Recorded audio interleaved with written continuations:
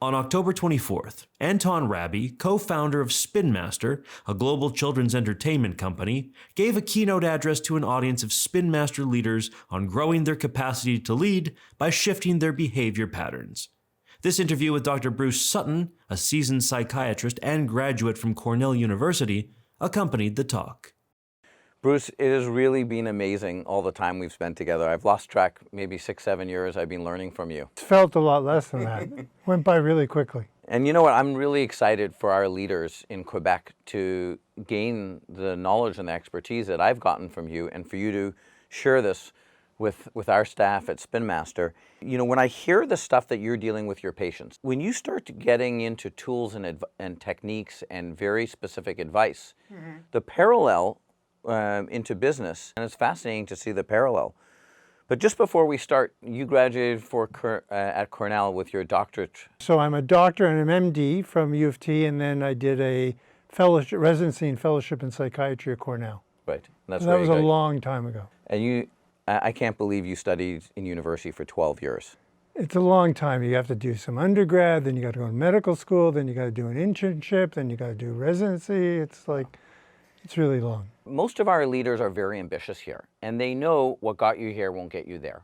So think about this. We have leaders who develop certain patterns in their 20s or 30s, Yep. and for them, they believe that's what made them successful. Right. But it might have. Right. Those might have been great patterns for that stage of their career. What are the things we need to consider to help people shift some patterns to be able to get to that next level? Well, the first thing is, I guess, is do they want to change? Is there something that they want to change? Like I notice you're kind of doing this at Spin Master as a whole. What got you sound like you're trying to change things at Exactly. Spin Master now. What got you, I'm going to put this back onto you, what got you to think that way? Like, we've got to change Spin Master. We've got to change it for a better. We can't just keep doing what you were doing for the last 25 years. What prompted you to think about that? Well, you know, for me, we wanted to transition the founders, have the legacy of the organization. You know, we had the co-CEO model. There were so many factors in play. And for me personally, I was thinking about this balance in my life and having something long-term sustainable, something I could be doing in my 60s, 70s, 80s. And I wanted to bring in, you know, some stronger management in the organization to take it to the next level. And for me to have a little bit more balance in life, but for the company to go beyond me. So your goals changed. Exactly. Your goals changed. And that's what happens with the leadership of your people that you're talking about who've come up for their 20s and 30s and gotten to a place of leadership. I think what they start to realize when they get to a certain position, that my goals have now got to change, and perhaps I have to change to get to achieve those goals. Right. And then when you think about, okay, I've got different goals now, how do I go about changing things, changing myself to meet those goals? That's how change comes about. That's one of the ways. That's a very positive way. That's Right. a very healthy way that change comes about. Change can also come about when people run into trouble. How do they start the process? Take us through the journey. Well, the awareness is the two things that I just mentioned. Either something bad has happened, and it's something that's happened to them before, and they start to realize, I need to make a change. Right. There's something that I'm doing that I can't keep saying every boss I have is a bad person or everybody I work with are just jerks. If they're at all insightful, or they're all thinking about themselves and thinking about how they live, they'd start to realize, you know, I just can't have that bad luck. Maybe there's something I'm doing that's creating this situation. The other thing is, the second one, which we just talked about, is a more positive one, is sometimes those just come in and want to talk about, like, I've got a new job, new pressures, and there's new goals in my life that I don't know how to meet those goals, and I want to think about that and who I want to be and how I want to be in those goals. And what are some of the tools, techniques, or the assignments that you give your patients to go on this journey? Well, the first step is for them to learn how to flag the behavior. I want them to sort of develop an observing self and an open mind to others of what feedback they get from other people, but an observing self that can start to catch them doing those behaviors many times. You know, people are what they repeatedly do. That's the definition of what people are. Does that become their identity? It becomes our identity. What we repeatedly do becomes a big part of our identity. If they don't see these patterns, then alerting them to the pattern and getting themselves to start to become aware of the pattern and being able to flag it. You know, there I go again. I just did that thing with that guy I always do. And, you know, that's a big, big step, the flagging of the pattern that they want to change. That allows them to sort of recognize, hey, I really am doing this. And not only that, I'm kind of doing it a lot. Like, how long do you flag for? Do you keep a journal? I mean, there's lots of different techniques. It depends on the person, but there's no length of time that you're flagging. It has to become a habit of thought. You're going to have that habit of self-awareness, being able to observe yourself and catch yourself doing those things. How long do you do it for? I mean, if you're really like good, you're always doing it. Right. I mean, you're always kind of flagging those things. But if a patient said to you, should I just write it down every time it happens for a couple of weeks? Or if that's comfortable for them, or they feel that they can do it that way, I think that's great. It's a great way to start. But I want it to become even more kind of ingrained. I want it to become part of their thought pattern. It's not just a homework thing. I want it to become like, I want them to catch it in the moment. Like people who have this need for control, like how often will it come up in their days with your patients? Well, the need to control is huge. I mean, it's like, anxious people like the need to control things is a huge sort of pattern repetition that I see. And it's very ingrained and it's very deep and it's hard to get rid of, but it can be gotten rid of. But it usually it's usually stemming from childhood. It's not just a pattern that they've developed in the workforce. It's kind of like a life jacket for them. Right. Okay, I'm in control. I'm going to go into this meeting. I know what I'm going to do. I know I have to know everything. I want to know what I'm going to say. I got my life jacket on. I'm not going to drown. Right. I try and get patients to sort of take that life jacket on, and I think, you know what? I want you to go in there, and I want to see what it feels like without the life jacket. You're doing something from your childhood or from way early in life that might not even be true. You might be amazed that you don't drown. What percentage of people can change that? Of your, if you have a desire? Yeah, you have a desire. What percentage of people? It's like 90%. They can change it. If you've got the desire, for sure. So that's great. So people can overcome. Oh, for sure. Patterns. Oh my God. Practice and perseverance is huge. Right. It's just like it's anything. It's like a sport. You just kind of work at it and work. I saw a guy on TV with one arm golfing. He was a scratch golfer. That's just practice and you could say do the same. So you need the same type of practice for shifting a pattern. Very much so. It's practice and perseverance, and it's hard work.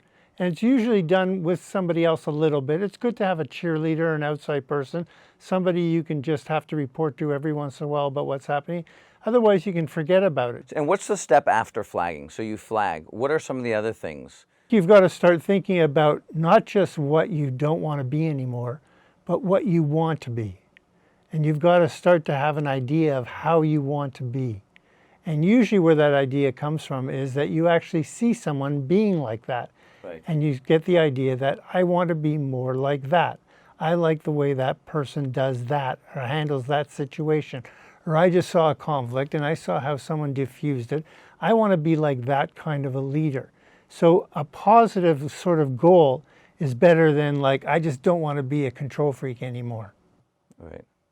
And, who do you want to be? Tell me about that. Who do you want to be? Like you'll see somebody, hopefully they'll see somebody in the workplace or in life, and they'll see them have a character trait that they'd like to have. So in my case, where I'm talking about myself with being very sensitive about criticism, I met a person once and worked with a person who I noticed was very open-minded to criticism and took it very much as an educational thing and had no ego about it. And I thought like, oh, I want to be like that. Right. I want to do that. So that guy for me was what I call a secret mentor. Right. He didn't know anything about it. I didn't discuss it with him. That's cool. I just saw that pattern in his behavior and said, I want to be like that. I want to do that. So you tell your patients to find, to come up with a name of a person they want to be like.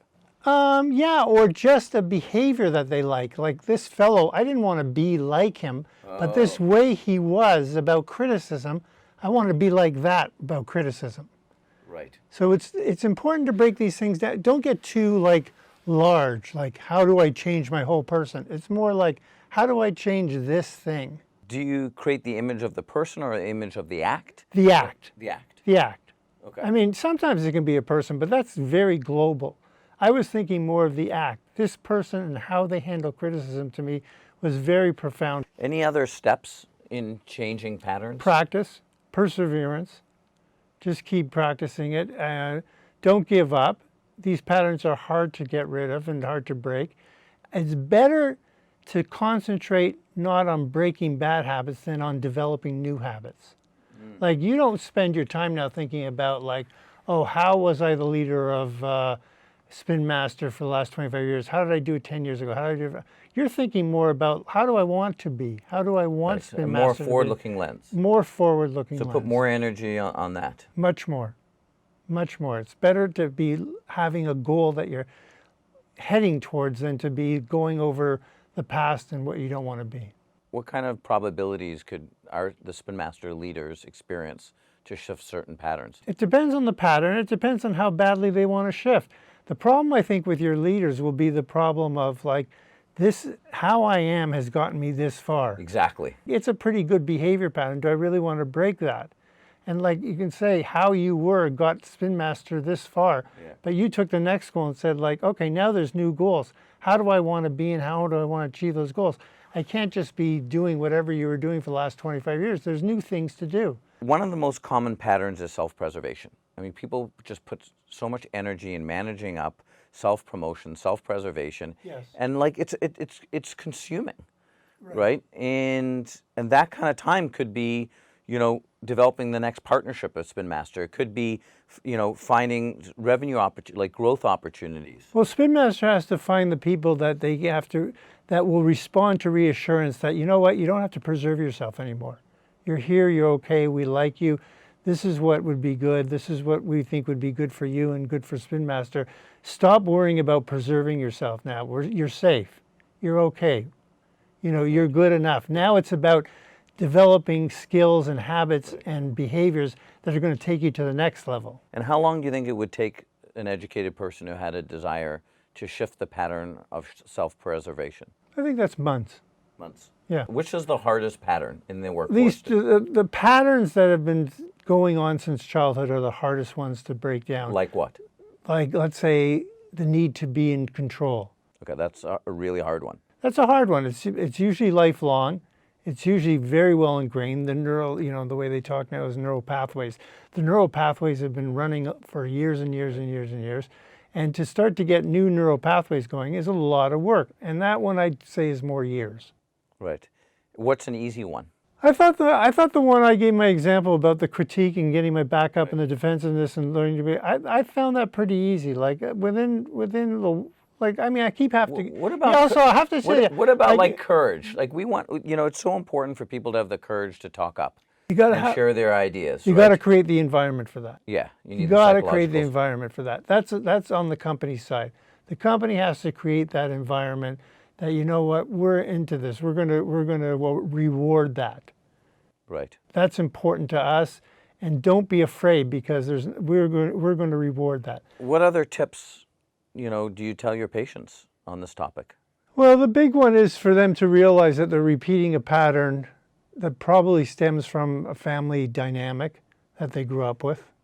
That's huge, and I get them to try and start to think about that and see if they can recognize that pattern and where it's coming from. Do you ask them to try to remember where it came from? Yeah, I mean, not as if there's some repressed memory, just like my father was like this, my mother was like this. You know, I was always fighting with my father. I felt I had to protect my mother. And then we see, like, you know what, I'm here listening to your history of work, and you're kind of doing the same thing over and over in the work situation as well. And then what's the next step you take your patient through then, after that? Just keeping the eye on the prize, on the goal, and working at it and working at it. Keep on flagging. Keep on keeping them up and for the job, like just making it feel like, don't give up. Like, you can actually do this. That's important. Because they actually can. Yeah. You can overcome some of these patterns if that becomes your conscious goal. Right. That's the important part. That's the important part for you about Spin Master. You developed a conscious goal that I have a new goal in my life as a leader. Bruce, it's been great. Thank you, Anton. It's nice to talk to you.